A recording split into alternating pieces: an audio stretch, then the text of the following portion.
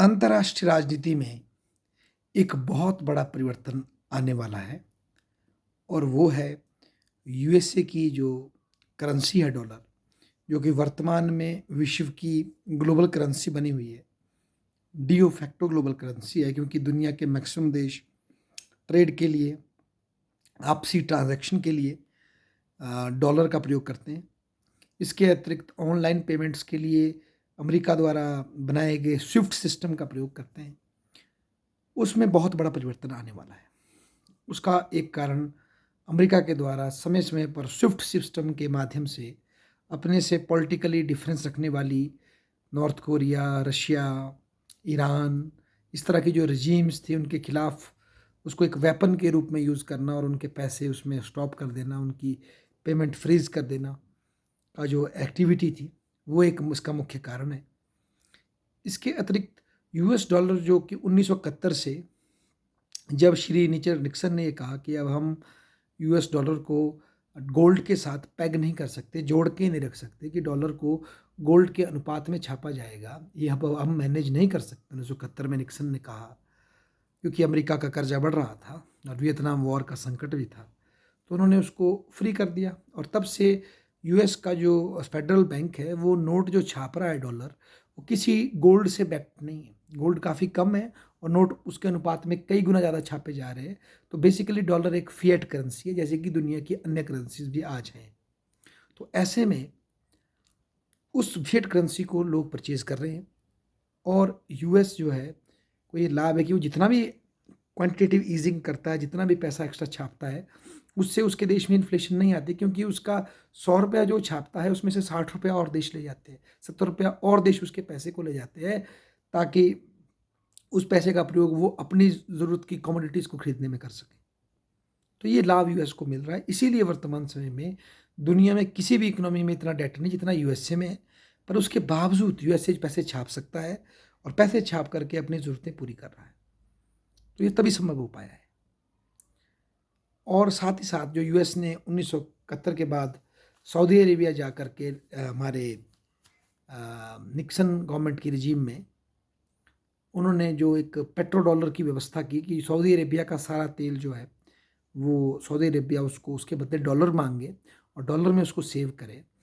तो वो petro dollar की जो रजीम खड़ी की, उससे भी यूएस डॉलर की हिजीमनी बनी रही, जो कि गिर रही थी 1971 के बाद, पर वो बनी रही क्योंकि उन्होंने सऊदी को प्रॉमिस किया कि आपकी सेफ्टी सिक्योरिटी हम इंश्योर करेंगे, बस आप शर्त यह है कि आप और कंट्रीज़ को कंपेल करो कि वो यूएस डॉलर में ही आपको पेमेंट करें। तो सऊदीज़ ने वो किया। सब्सिक्वेंटली अब सऊदीज़ को भी समझ आ रही है कि यूएस की जो करेंसी वो एक फेट करेंसी और यूएस उसको बियॉन्ड उसकी रियल कैपेसिटी के पे कर चुका है, छाप चुका है उस पे नोट। अगर सऊदी अपनी सारी सिक्योरिटी, सारा पैसा इसमें सिक्योर करते डॉलर में, तो जब आज से कुछ सालों बाद जब तेल की वो वैल्यू नहीं रहेगी, तो जो सेविंग उन्होंने की है वो डॉलर उनको उस रेट में रिटर्न नहीं देगा, क्योंकि यूएसए ने ऑलरेडी एक्सेस प्रिंटिंग कर दी है और इन्फ्लेशन की मार लग करके वो जो सिक्योरिटी उन्होंने पैसे के रूप में डॉलर में रखी है वो नहीं बचेगी। तो सऊदीज़ भी अल्टरनेट ढूंढ रहे हैं और सबसे पहला अल्टरनेट जिसने ढूंढा वो ईयू था, जिसने कि 1997 या 96 में अपना यूरो करेंसी बनाई, ताकि उनको ये समझ आ गया कि हम यूएस पर रिलाई नहीं कर सकते, यूएस डॉलर पर। और उन्होंने यूएस यूरो करेंसी बना करके एटलीस्ट 20% इंटरनेशनल मार्केट को कैप्चर किया। और अब 20% तक जो वर्ल्ड की जो कंट्रीज़ हैं वो यूरो भी रखते हैं अपने पास। पर यूरो भी उतना कामयाब नहीं हो पाया, क्योंकि यूरो को कोई गोल्ड और दूसरे प्रीशियस मेटल बैक नहीं करती है। मोरोवर अमेरिका ने यूगोस्लाविया की सिविल वॉर में घुस करके और सर्बिया वगैरह में एक्शन ले करके यूरोप को फिर से डिस्टेबलाइज कर दिया और यूरोप आगे अपने विकास में बढ़ नहीं पाया। और उसके पश्चात अमेरिका ने जो अपने डॉलर्स को की हेजेमनी बचाने के लिए जो स्टेप लिया, वो चाइना की मदद से लिया, उसको डब्ल्यूटीओ में लाया।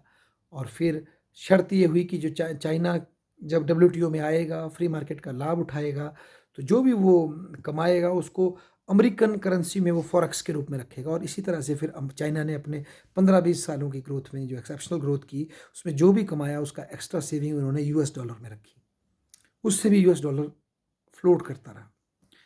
पर 2008 का संकट और अब जो ये यूएस के खिलाफ एक अलाइनमेंट हो रही है और यूक्रेन की वॉर के बाद Russia, Iran, even Saudi Arabia भी अब क्योंकि ओपेक में जो सऊदी अरेबिया के जो इंटरेस्ट है तेल का रेट अच्छा तय हो, उसकी प्रोडक्शन को वो रेगुलेट करना चाहता है, अमेरिका उसको फेवर नहीं कर रहा है।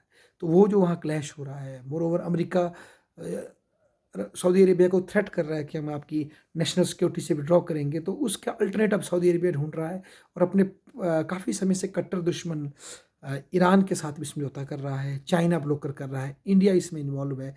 इंडिया भी कई देशों के साथ करेंसी स्वैप कर रहा है ताकि उनको डॉलर की ज़रूरत ना पड़े, अपनी करेंसी से उनके साथ पेमेंट की जा सकती है, एक्सचेंज किया जा सकता है ताकि यूएस की करेंसी की हमें ज़रूरत ना पड़े।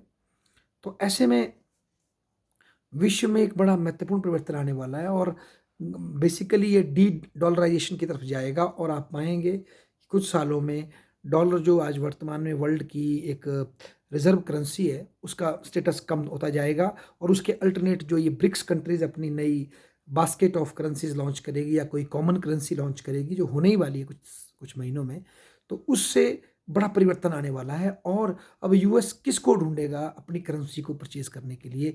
पहले जैसे उसने सऊदी अरेबिया को ढूंढा, फिर उसने चाइना को ढूंढा, अब कौन है जो यूएस की करेंसी को परचेज करेगा? या इनिशियली पीरियड में सेकेंड वर्ल्ड वॉर में यूरोप की कंट्रीज़ को ढूंढा, मार्शल प्लान और इस तरह के प्लान बनाए, तो कौन अब किसको ढूंढेगा यूएस? ये देखने वाली बात है। और अन्यथा यूएस पे बहुत बड़ी डेट पेमेंट का क्वेश्चन आ सकता है और उसके बाद अगर डॉलर का रिजर्व करेंसी का रुतबा गिरता है और उसके बाद यूएस अगर एक्स्ट्रा प्रिंटिंग करता है मनी की, तो सीधी इन्फ्लेशन की मार यूएस में लगेगी क्योंकि अब उसके पैसे को लेने वाले लोग कम हो जाएंगे क्योंकि वो लोग अपनी ट्रांजैक्शन के लिए अल्टरनेटिव सिस्टम बिल्ड कर रहे हैं।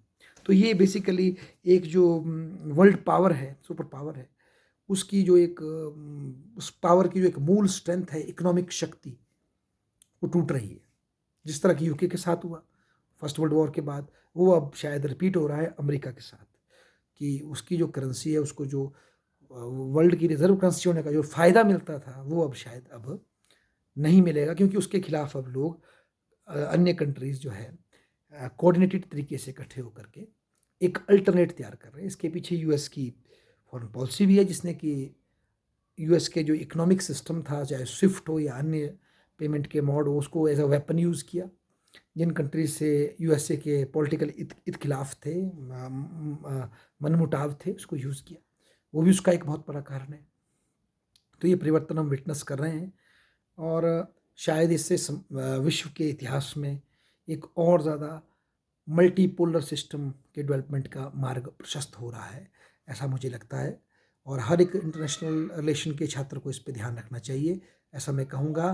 धन्यवाद।